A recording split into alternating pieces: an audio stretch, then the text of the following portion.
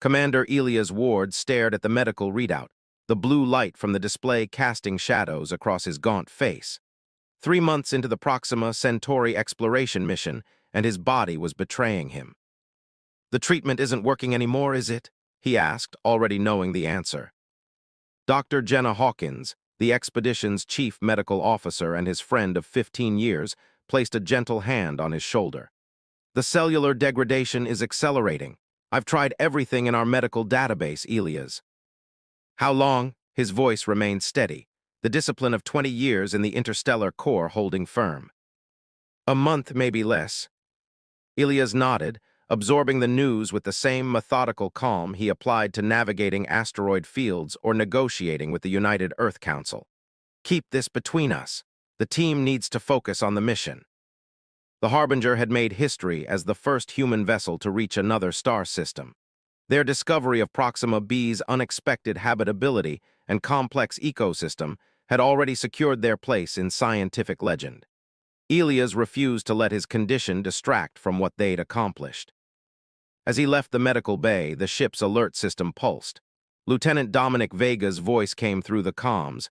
"Commander, we've detected an artificial structure on the planet's northern continent. It's..." "Sir, it appears to be a city." Civilization. After centuries of searching the stars, humanity had finally found evidence they weren't alone. "Prepare the landing vessel," Elias ordered. If these were his final days, he would make them count. The descent to Proxima B was smooth, the planet's atmosphere more Earth-like than their initial scans had suggested. As their vessel broke through the cloud cover, the alien city came into view, crystalline spires that seemed to grow from the landscape rather than being built upon it, shimmering with an internal light that pulsed like a heartbeat. "Incredible," whispered Dr. Arya Tenzin, their xenobiologist. "Those structures appear to be partially organic." The landing party consisted of Elias, Arya, security officer Kaiden Reeves, and communications specialist Olivia Chen. They approached the city's outskirts cautiously, instruments scanning for any sign of danger. That's when they first appeared, humanoid figures with skin the color of twilight skis, moving with fluid grace. Their leader stepped forward, eyes the color of molten silver studying the humans with evident curiosity.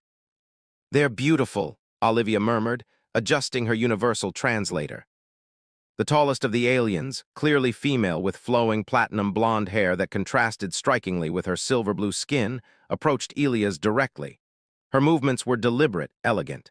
She extended a six-fingered hand toward him, stopping just short of touching. "Thalia," she said, touching her chest. The translator remained silent. This was her name, not a word to be interpreted. "Elias," he responded, mirroring her gesture. Thalia's head tilted slightly, her eyes narrowing as she studied him. Without warning, she reached out and pressed her palm against his chest, directly over his heart. Elias felt a strange warmth spread through him, and for a moment the chronic pain of his condition subsided. She drew back suddenly, her expression troubled. She spoke rapidly to her companions in a language that sounded like flowing water and chiming crystals. "What happened?" Kaiden asked, hand moving instinctively to his sidearm. Thalia turned back to Elias and spoke slowly, deliberately. The translator struggled but managed. "Your body, fighting itself, dying stars inside." Elias stood frozen. Somehow, with just a touch, she had diagnosed what Earth's most advanced medical technology had taken weeks to identify. "Yes," he replied simply. Her silver eyes held his. "Come," she said, gesturing toward the gleaming city.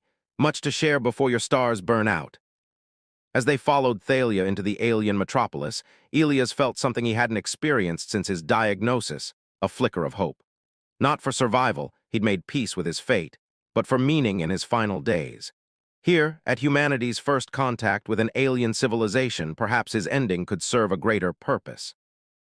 What he couldn't know was that Thalia had recognized something in him, something that would lead her to make a choice that would change both their species forever. The luminary council chamber of the Astrian people was a perfect circle, its walls composed of a crystalline material that captured and amplified sound. Thalia stood before the 7 elders, her posture straight but her inner light dimmed with anxiety. "You have spent an excessive amount of time with the Earth visitors," said Elder Valon, his silver-blue skin deeper in hue than most, marked with the swirling patterns of great age. Particularly their leader, the one who carries death within.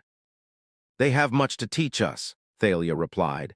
As the foremost xenobiologist of her people, she had been assigned to study the humans. And yes, Commander Ward fascinates me. His cellular structure is unlike anything I've encountered. You mean his degenerative condition, Elder Nestra corrected. A fascinating study in mortality, perhaps, but hardly worth such personal investment. Thalia's inner light flickered, the Astrian equivalent of a flush. His species' resilience despite their fragility is remarkable. They know their lives are brief, yet they reach for the stars with such passion. Later, alone in her laboratory, Thalia reviewed her findings. Unlike the Astrians, whose bodies regenerated continuously for centuries, humans had limited cellular repair capabilities. Elias' condition was accelerating this natural deterioration exponentially. The door slid open, and Elias entered. Over the past 2 weeks, he had been granted limited access to the city for diplomatic purposes. In reality, both he and Thalia had engineered reasons to meet daily. "You look troubled," he said, leaning against her workstation. His condition had worsened, his skin was paler and his breathing more labored. "The Council questions my interest in you," she turned to face him. "They believe I'm wasting valuable research time on a temporary phenomenon." "They mean me?" Elias smiled wryly. "Can't blame them. Why study something with an expiration date?" Thalia's silver eyes flashed. "Because you're worth studying, worth knowing." Their hands touched across the table, his 5 fingers interlacing with her 6. A casual observer might have called the gesture professional curiosity. It was anything but. That night, Thalia made her decision. In her private chambers, she prepared a serum derived from her own blood, enhanced with regenerative compounds unique to Astrian physiology. What she planned was forbidden. Species integration was the most severe taboo in Astrian law. Elias arrived as planned, ostensibly for another diplomatic discussion. When she revealed her idea, he initially refused. "I've accepted what's coming, Thalia. I don't fear it." "But I do," she whispered. Their relationship had evolved beyond scientific curiosity or even friendship. In the dim light of her quarters, with the crystalline city glowing beyond her windows, she pressed her forehead to his, an intimate gesture among her people. "I fear a universe without you in it, Elias." When he finally agreed, she injected the luminescent blue serum directly into his heart. His body convulsed as pain unlike anything he'd known coursed through him. Thalia held him, her own body emanating a soothing light as she channeled her energy into stabilizing the transformation. Hours later, when Elias finally opened his eyes, Thalia gasped. The brown irises she had come to adore now contained flecks of silver, like stars scattered across Earth's night sky. "How do you feel?" she asked, brushing sweat-dampened hair from his forehead. Elias took a deep breath, his first painless one in months. "Alive," he whispered, reaching for her. Their lips met, a bridge between worlds. "Completely alive." Neither noticed the silent alarm that had triggered in Thalia's lab, alerting the Luminary Council to unauthorized genetic manipulation. By morning, their worlds would shatter, but for this night, they existed in a perfect universe of their own creation. Elias woke to the sound of raised voices. Thalia stood protectively in front of him, facing 4 Astrian guards whose skin pulsed with threatening light patterns. "By authority of the Luminary Council, you are charged with illegal genetic tampering and species contamination," announced the leader, a stern-faced male named Torin. Elias rose shakily to his feet. The changes were accelerating, his skin had developed a faint bluish undertone, and he could feel strange energies coursing through his veins. "This was my choice," he said. "Thalia acted on my request." "Silence, human," Torin ordered, though his eyes widened at Elias' altered appearance. "This matter will be decided by our laws, not yours." Before they could be separated, Thalia touched Elias' temple, establishing a telepathic connection, another Astrian ability. "Your transformation is just beginning," her thoughts whispered in his mind. "Whatever happens, remember I acted out of love." The Astrian holding facility was comfortable but inescapable. Through his newfound connection with Thalia, Elias learned the Council was debating their fate. The humans aboard the Harbinger, meanwhile, had been informed that Elias was undergoing specialized treatment for his condition.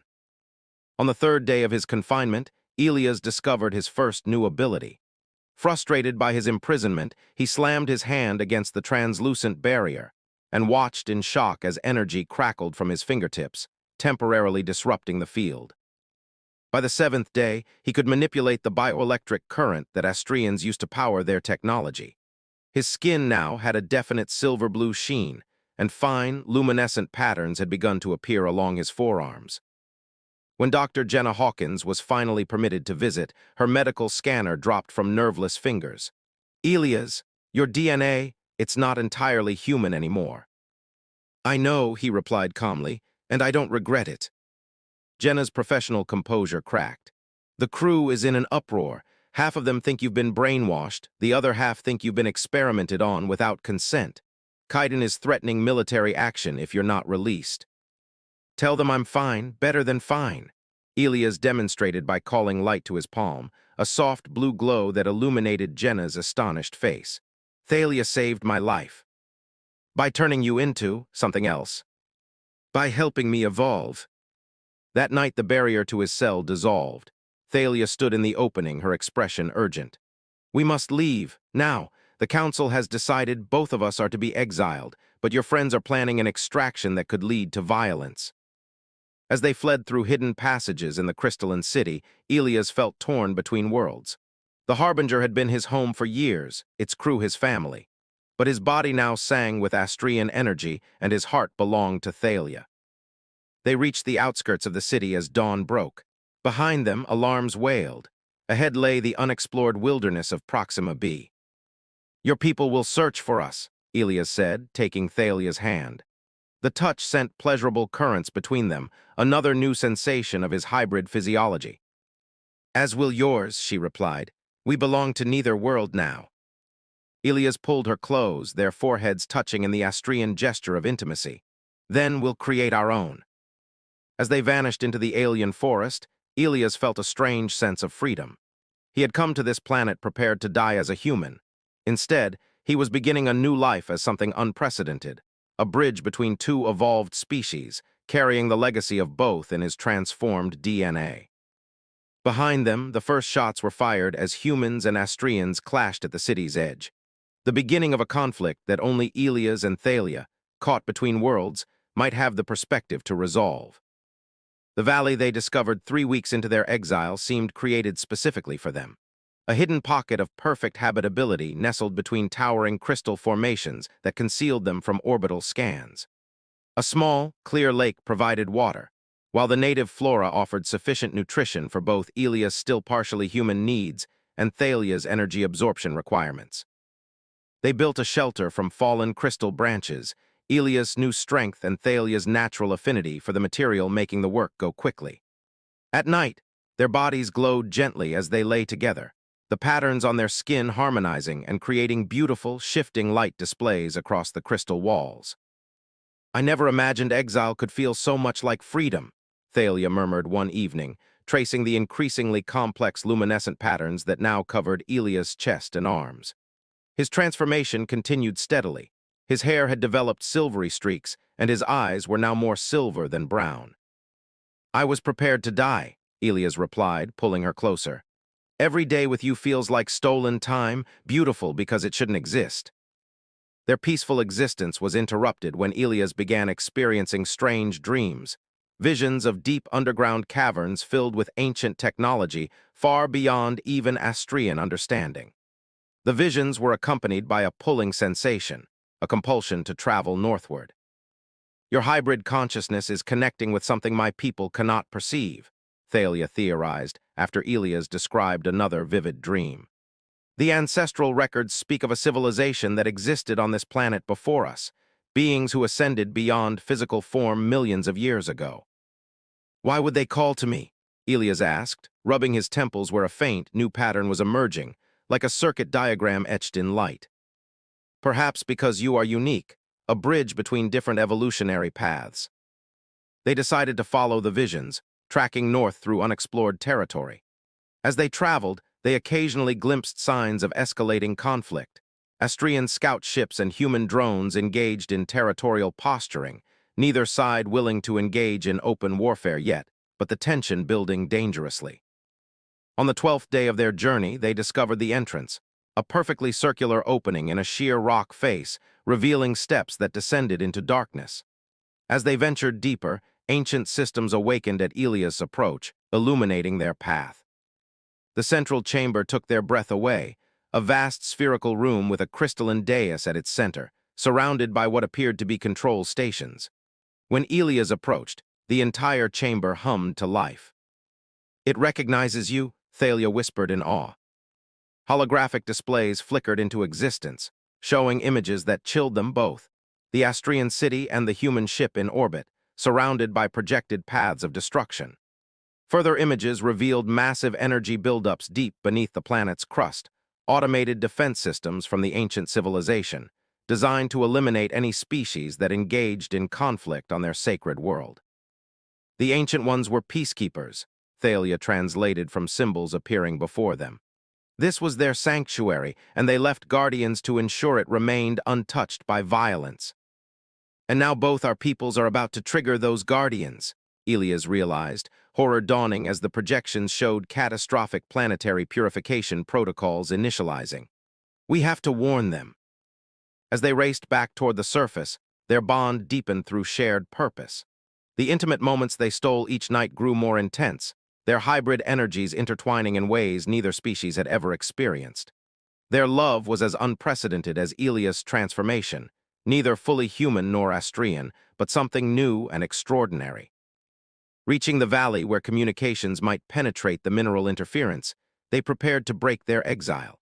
The fate of two civilizations now rested on whether anyone would listen to two outcasts who had defied the natural order by falling in love across the stars. The emergency beacon they activated brought immediate response, perhaps too immediate. Within hours, both an Astrian scout vessel and a human shuttle descended into the valley, each approaching cautiously from opposite directions. Ilias and Thalia stood together on neutral ground, their bodies now similarly luminescent, though Ilias still retained human characteristics alongside his Astrian adaptations. His transformation had stabilized into something balanced, a true hybrid physiology that contained the strengths of both species. From the human shuttle emerged Kaiden and Jenna, their expressions a mixture of shock and relief at seeing Ilias alive. From the Astrian vessel came Elder Nestra herself, accompanied by Torin, whose hand rested near his energy weapon. "You violated your exile," Torin stated flatly, though his eyes widened at Ilias' transformed appearance. "We've discovered something that supersedes all our conflicts," Ilias replied, his voice carrying new harmonic undertones that commanded attention. "This planet has defenses against warfare, ancient and powerful. If hostilities continue, automated systems will activate and destroy all of us." Skepticism met his claim until Thalia activated a small holographic projector containing data they'd extracted from the ancient facility. The images of planetary destruction silenced all objections. "How did you find this?" Elder Nestra demanded. Ilias and Thalia exchanged glances. "Because of what I've become," Ilias explained. "This hybrid consciousness, part human, part Astrian, can perceive and interact with the ancient technology. I believe that's why it happened." "Why what happened?" Jenna asked. "Why I was dying in the first place," Ilias said, the realization having come to him in the ancient chamber. "My disease began after our first orbital scan of this planet. It wasn't random cellular degradation. It was a reaction to signals embedded in this world's energy field, signals that were testing me, preparing me." "For what purpose?" Elder Nestra's skepticism remained, but curiosity had replaced hostility. "To become a bridge," Thalia answered, taking Ilias' hand. Where their skin touched, their luminescent patterns synchronized beautifully. "The ancients believed that true peace could only be achieved through understanding across differences. They left behind technology that could only be activated by a consciousness that embodied that principle." What followed was 3 days of intense negotiations.